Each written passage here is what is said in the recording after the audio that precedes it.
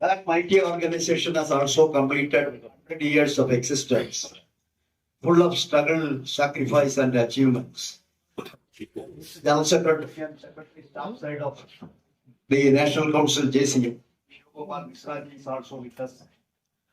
And my friend and your principal controller of defense accounts, sir, is also here on the dais. And my colleague and friend comrade Mukesh from the Bharatiya Pratiraksha Mazdoor Sangh, and comrade Pandey from the CDF, comrade Yadav from the Confederation. All of us are here to wish you and greet you on this historical occasion. Along with me, comrades from the AIDF of West Bengal are also available here. As our controller and Mishraji has told, when we celebrate this centenary and where you are holding your All India conference, there are a lot of challenges before. Lot of challenges are before us. Especially, Mr. Raji mentioned about that. Corporatization of the ordnance factory. Corporatization of the ordnance factories has become a challenge not only for the 72,000 defense civilian employees of the 41 ordnance factories and its headquarters formations, but also for the accounts employees who were attached with the ordnance factories. It's a 225 years mighty organization with the first ordnance factory in Kolkata itself, established in 1802, the gun and shell factory Kasipur. Even today, it is in the service of the nation. 5 ministers have given us in writing, right from John Fernandez to Manohar Parrikar, that ordnance factories will not be corporatized because ordnance factories are not meant for minting profit. It is at par with the Army, Navy, and Air Force. That is what the former Prime Minister Rajiv Gandhi once told. The ordnance factories are the fourth force of the defense of our country. So how can it be corporatized or privatized? It was established, East India Company you were referring here. And it was established by them only, after the East India Company, when the Britain took over the entire power of our country. They only established the first ordnance factory, and that was not for minting profit. It was for their own interest, but after 1947, we expanded the ordnance factories, not for fighting with our neighbors. Our defense policy is very clear, our external policy is also very clear. We want a friendly relationship with all countries. That is our policy. But then we have to defend ourselves. We have to defend the country from the neighbors. We have to defend the country from intruders. So for that purpose only all these paraphernalia are there, including the Defense Accounts Department. But unfortunately, whenever the government changes, every government has got their own wisdom, their own views, their own approach. And that is why all of us are in trouble now. We have challenged in the High Court the decision of the government. The only relief we got is protection of our service conditions. Because we are recruited as government employees. Everybody would like to retire as a government employee. Why should we become a corporation employee? Many of our colleagues have worked in public sector, resigned from there and came here because it was a government organization.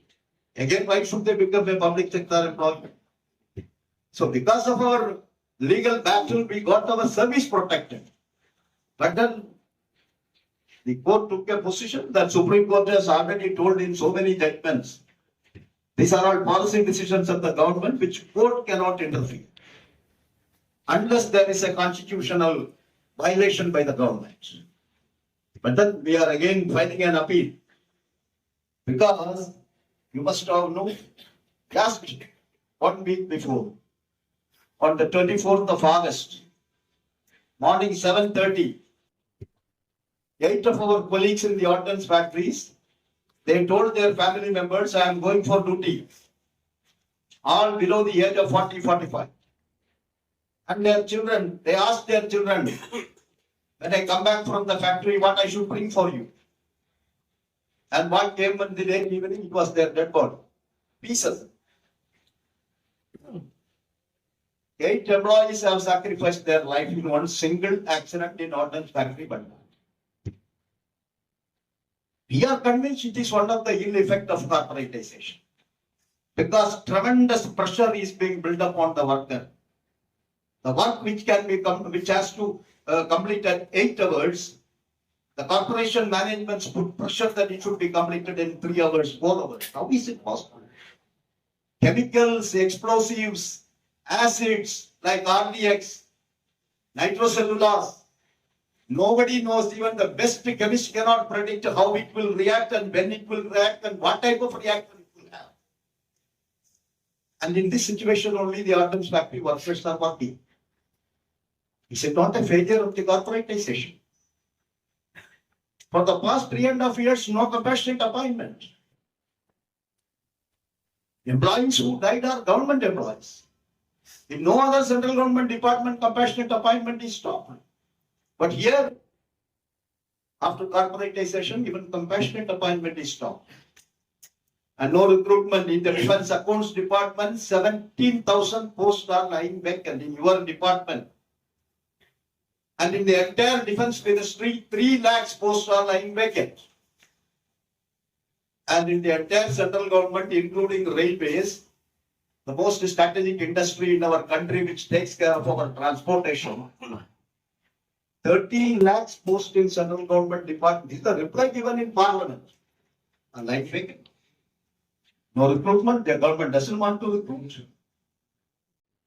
People like me, with 42 years in the trade union, we used to simply, jokingly we used to tell, if this type of situation continues, army also will be privatized.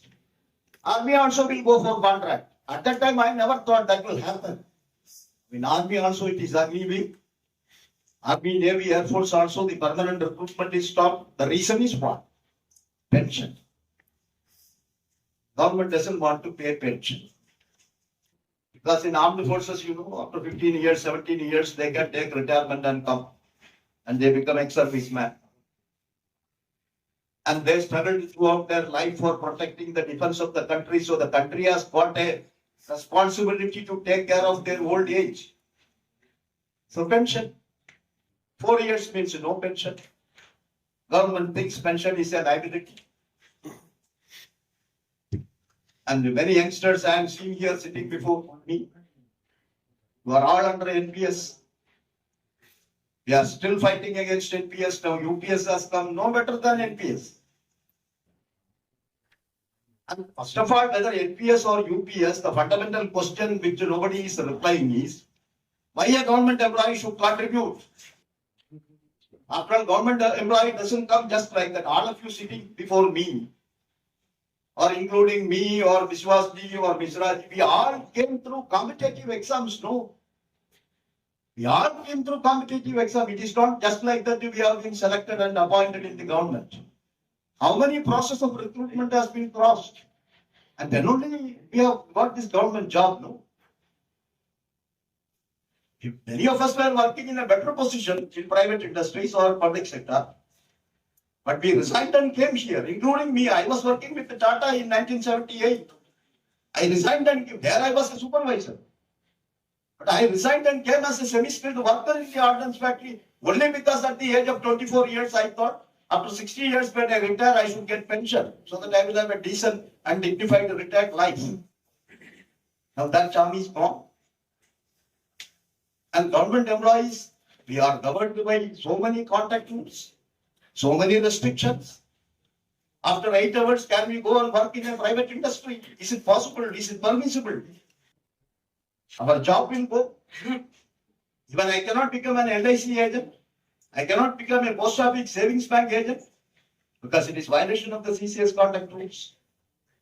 So the government employee in this 35 years of service has to survive only with the income, the salary, whatever he gets. And majority of the salary goes away, either as income tax or as a GST, and to take care of the health, take care of the education of the children. And finally, when we retire, what is left with us? And that is why pension is given. a defined, a non-contributory, a guaranteed pension is given. And that is under attack now. So we have to fight.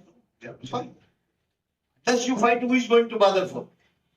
Now, Misraji has told 8 pay commission terms of reference we have forwarded to the government. It is in the public domain. You must have seen that. What we have demanded? A need-based living wage. And what is this living wage? That has to be fought with the pay commission. No, what is the living wage? They always follow the 15th ILC norms. Dr. Aykroyd formula. Roti kapda makan. And that too for a 3-member family, 3-unit family with the husband, wife, and 2 children. For them, what is the requirement of protein? What is the requirement of carbohydrate? How many vitamins? What type of vitamins? What type of minerals? He has worked out. Being a nutritionist, he has worked out and told for the Indian situation, this is what is required. That was in 1957. But today, can it work out? And there is a gender discrimination. The man is treated as 1 unit, but the lady, the wife, she is treated as 0.8 unit. That means she requires less food, she requires less vitamin, she requires less carbohydrate. This is how the formula. And then 0.6 to 2 children. That means 3 units. Children never remains like this, no. Children also grow over a period of time. And in India, up to 18 years, they are minor. The parents have to take care of them. And even after the 18 years, before they settle in life after 24 years or 25 years. Who has to take care of them? The parents. But the Aykroyd formula and the 15th ILC norms doesn't provide for that. Even the Government of India minimum wages review committee in 2019 has recommended this gender discrimination should go. Now women are at par with men. How can man will be treated as 1 unit and the lady will be treated as 0.8 units? So they have now told it is 3.6 unit. Family means 3.6 unit, not 3 unit. And all our minimum wages all along the pay commission after 1957, it is only based on 3 units in a family. And a lot of things are not taken into account. If you see the 7th pay commission chart or 6th pay commission chart, when in Simla, the Central Labour Bureau, they calculate the DA, 400 food items are taken. But here when you fix the minimum wage, only 15 items are taken. Even salt is not taken. If you see the chart, salt is not taken. This is how the minimum wages are being treated. And today, comrades, what is the life requirement? Something which was treated as the luxury yesterday, today it is a basic requirement. And where is the provision for that in the wages? Now everything has become online. Right from birth certificate to death certificate. Everything is online, no? Even a KG kindergarten child has to have an internet connection in the home, in the house. Any form means online. Everything has to be applied on online. Money, government says no cash transaction. Everything should be online. And online, I need a laptop, I need an Android phone, I need an internet connection. Who will pay me for that? So can these things be treated as luxury? And the expenditure incurred in these items are not included when the minimum wages are calculated. And that is why on behalf of the staff side of the JCF, when we have given the terms of reference for fixing the minimum wage, we have told in the terms of reference, all these components have to be taken into account so that the central government employee gets a decent and a dignified living wage. So we have to fight for that. And for that, all of us have to apply our brain. Simply we cannot go and tell pay commission. We have to convince a pay commission because ultimately a retired Supreme Court judge will be there as the chairman. And the government will nominate a topmost economist. They all will be countering us in their arguments. So we have to properly counter them. We have to make them convinced. What should be the minimum wage? Can it be 30,000? Can it be 40,000? Can it be 41,000? Arithmetically, we can demand anything. But then scientifically, you have to calculate and convince. And you are account staff. You people also have to apply your wisdom. Sit together, analyze what should be the minimum wage, because all the fitment factor which the pay commission is going to give us will be based on the minimum wage. How much increase is going to take in the minimum wage? On that ground only, the fitment formula is going to be there. And that is how every pay commission adopts it.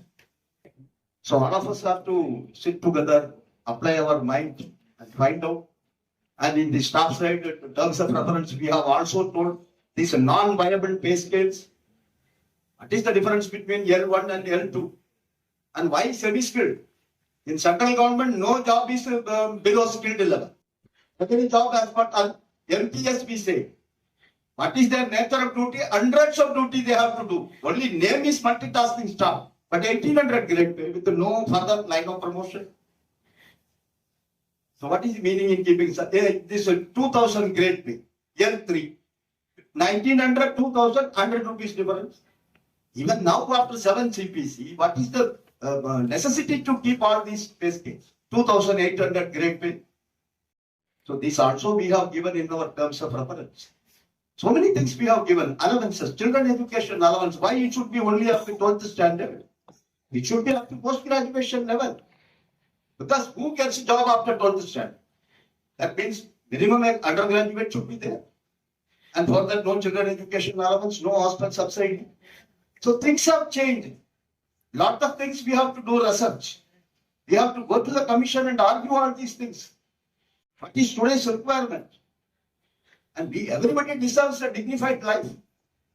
And whatever we say, the fact remains, 20 to 30% of our income go back to government only.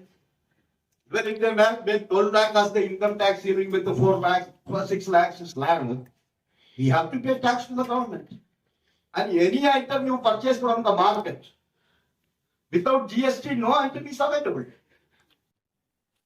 Some GST is 9%, some GST is 10%, some is 20%. This money goes back to government, no? Remaining money also, we are not going to put it in the fixed deposit. It is going to be pumped into the market only. So all these arguments have to be put forth before the pay commission. We have also demanded the pay commission may reconsider both NPS and UPS and should restore back the old pensions. So these are all the challenges before us, that you in your department, you have got other challenges. For example, you have got a transfer policy which Vishwasa was indirectly mentioned. Transfer means why Group C employees? There was a policy in those days, Ministry of Defence, there is a written document. No Group C employee should be subjected to transfer. But in the name of administrative reason, functional requirement, Group C employees, how can they maintain 2 establishments? It's very difficult. So there should be, okay, we are not against transfer. Transfer sometimes is required. But then there are people who are interested, no? What we are seeing in the central government department, the fellow who is really interested for a transfer, he will not be transferred. Whatever compassion he shows, he will not be transferred. But somebody who doesn't want to go, somebody's parents are in very serious illness, like Misraji told, education. How can they go to a different? All are not studying in Kendriya Vidyalaya. Kendriya Vidyalaya doesn't give admission to everybody. He study in either state government school or in some private school. The language barrier is there. And the social culture is there. From here to there, lot of changes. And India is such a country with a different culture, different languages, different types of foods. All these issues are there. So the department has to sit with the association and to find out a solution, mutually acceptable. But unfortunately, where is the forum available for? We have discussed this several times in the National Council JCM, and we have given an agenda also. The Joint Consultative Missionary, when 1966 it was formed, there was no Group B non-gazetted at all. All were Group C. So nobody thought at that point of time, because when the merger of pay scale takes place, when the posts are upgraded, naturally this type of changes takes place. But on that ground, the JCM scheme also requires a review, no? Now in your case, after 2,800 grade pay, that is level 5, you are not eligible for JCM. That means all seniors, after all, in JCM and all, we require experienced people, mature people, who knows the subject, who knows the background, who can better argue the case. And by the time in their career advancement, when they come to level 6, if they are out of the JCM, then the purpose of JCM itself is defeated. So we have taken up from the National Council JCM, we have told the government the scheme now needs a review. Because now we are demanding this 2800 grade pay should be merged with the 4200. There is no meaning in keeping this 2800 grade pay. And if that merger takes place, then all those who were in 2800 also will be out of JCM scheme, no? Then what is the forum available to discuss? Whether at the national level or departmental level or at the office level. So the scheme definitely requires a review. It has to cover all non-gazetted employees, irrespective of the pay scale or grade. And you are giving it for Central Secretariat. Central Secretariat, even Group B gazetted officers are eligible to participate in the JCM. So how can you discriminate your own employees? So these type of challenges are before us. Therefore, comrades, I don't take much time because other speakers are also there.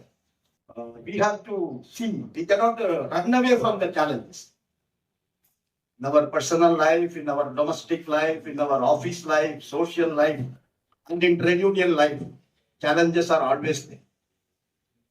And our great leaders, two Banerjee Dadas, S.M. Banerjee for the entire defense civilian employees, and A.N. Banerjee Dada for the accounts employees, and so many other leaders, they have sacrificed their life for bringing us to this position. And the amount of victimization they have faced in those days, they have overcome that, no? They have not surrendered. They have overcome that. And that is why today this mighty organization is celebrating its century. Leadership, the new generation of employees have a responsibility to carry forward this legacy of Banerjee Dada and other great leaders.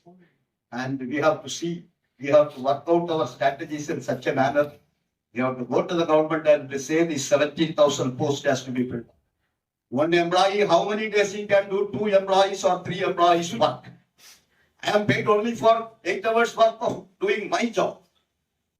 But I am not paid extra when I do 2 employees job or 3 employees job. You have to tell the government, you have to tell the pay commission. So all those duties and responsibilities are there before us. And I am confident after the inaugural session, when you sit in your delegate session, all those issues you will definitely discuss, concentrate. And tomorrow when the celebrations conclude and when the session concludes, definitely you will come out with scientific, rational proposals, resolutions.